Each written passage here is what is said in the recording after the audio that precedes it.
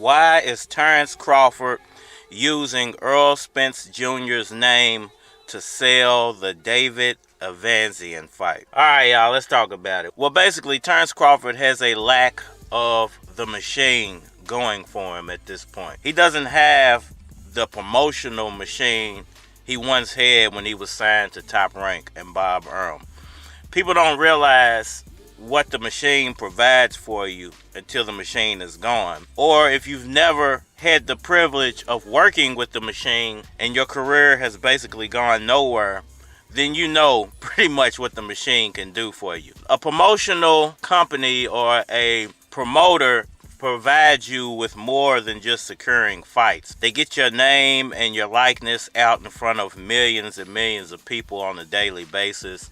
They purchase commercial slots for you. They put you on the biggest television shows. And that, in turn, turns into dollar signs for you in your career. When Terence Crawford left Bob Arum in Top Rank Boxing, his career hadn't really taken off at that point anyway, which might have been a reason he decided, I don't need you guys anymore, because you would have thought that the amount of time and the types of fights that Terence Crawford had under Top Rank, he had a few championship fights on the Top Rank. I mean, he was undisputed at 140, so it's not like the guy has a lack of experience in a boxing ring or that he's never been shown to the vast majority of the public. It's not that. It's that times have changed. You know, boxers have learned new ways to promote themselves with or without a promotional company. And Terence Crawford doesn't seem like one of those type of guys who really knows what self-promotion means in this new internet age. I don't think he's grasped the concept yet of promoting yourself or using the internet to promote yourself. So when it comes to his boxing career and the fact that he's not as popular as a lot of people think he should be, you really can't put that on Bob Arum. I mean, Bob Arum put him in front of the crowds. He put him on the right television shows. He secured him championship fights. But there's something about the way Terence Crawford goes about his career. There's something about the way that Terence Crawford carries himself that didn't translate to the majority of boxing fans, that didn't get him the exposure I think he thought he deserved by being with Bob Arum. And one of the biggest things I think that derailed his career and that kept him from hitting a higher plateau or being on the same level popularity-wise as a Errol Spence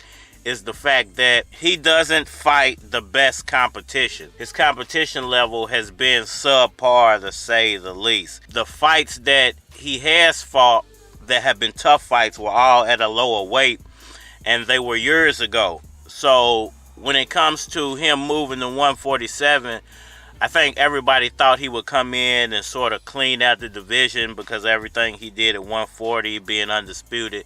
I think people thought it wouldn't take long for him to start challenging himself and taking those tough fights and really entertaining the fans by having some high-level competition between him and some of the great 147-pound fighters.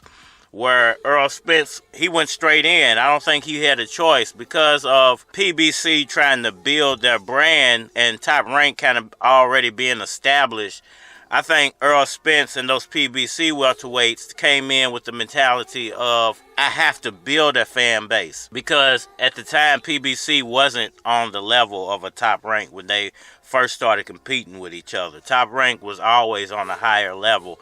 And when Terence Crawford first came into the picture, Top Rank still had Manny Pacquiao. So their viewership was still through the roof. They had just signed their deal with ESPN. So they were reaching new audiences because people didn't have to pay for HBO and stuff anymore. I think everybody thought that Bob Arum would have came out and the Top Rank fighters would have came out on top of the popularity contest. But it was the complete opposite because PBC was giving away their product for free because they were putting championship level fights on free TV. It gained them a whole new audience. It introduced them to a new audience of boxing, and it made a lot of those guys famous really quickly, even quicker than maybe they should have been, because the fact that they hadn't really fought outside level championship boxers yet. Like anybody, they hadn't really faced up with anybody outside of PBC yet,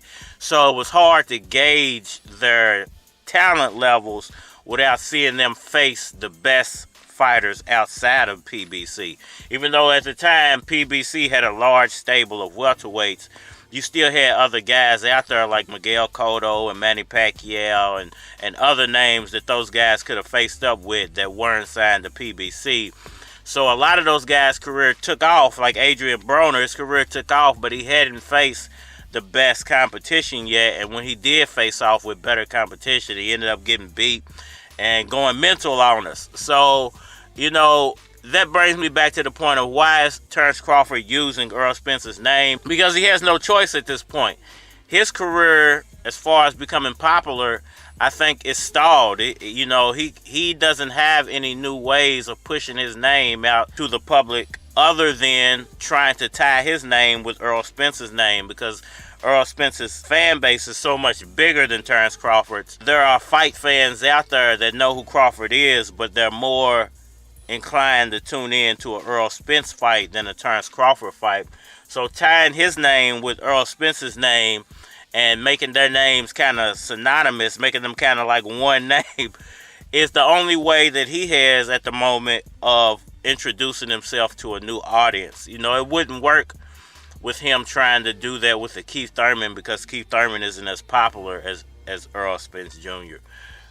Even though Thurman's probably still more popular than Terence Crawford at this point, he's not as popular as Errol Spence Jr. So the only way that Terence Crawford can truly benefit at this moment, because David Avanesyan's name doesn't carry any weight, is to keep going back to the Errol Spence negotiation, keep talking about it, keep bringing up Errol Spence's name, because it's going to keep Errol Spence fans engaged with Terence Crawford, whether it's good or bad. Most of it's bad, but any publicity is good publicity. Anytime someone's seeing your name for whatever reason in the public eye, unless you're about to go to jail, is good publicity, you know. So Terence Crawford, I think, even after the David Avanesyan fight, is going to try to tie himself to Errol Spence Jr.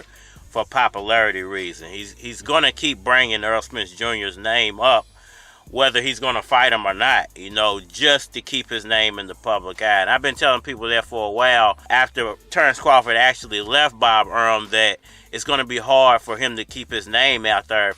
And the only way for him to keep his name out there is to build his name off of Errol Spence Jr., whether he's going to fight him or not. And I told y'all over the summer that he's more than likely just using Spence to build popularity. He's using his name to build popularity. And come to find out, you know, that's exactly what he was doing.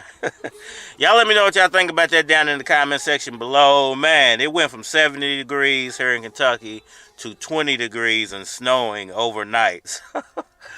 Oh boy, is it brutal out here.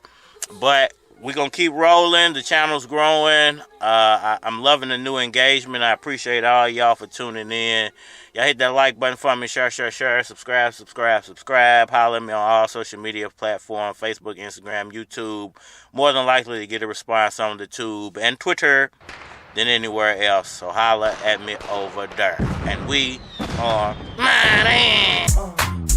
It's your boy Keys, neighborhood employee. Niggas knew that I was coming with fire. Y'all ain't up to my pie and up under a car. Your head under a tie, it's the S and the I. Player, we supposed to win. I'm in the booth focusing with coke in hand. Dude hate it when you see the chief running in. Ass mouth hurting like his wisdom teeth coming in. Now that's a roundhouse kick. Come round your house, letting rounds out quick. From Newburgh to downtown, it's that Midwest to down south shit. Y'all ain't fucking weed. She chillin', saying tryna put the feel on the mouth. What's good? She nothing, saying tryna show these niggas how to rap.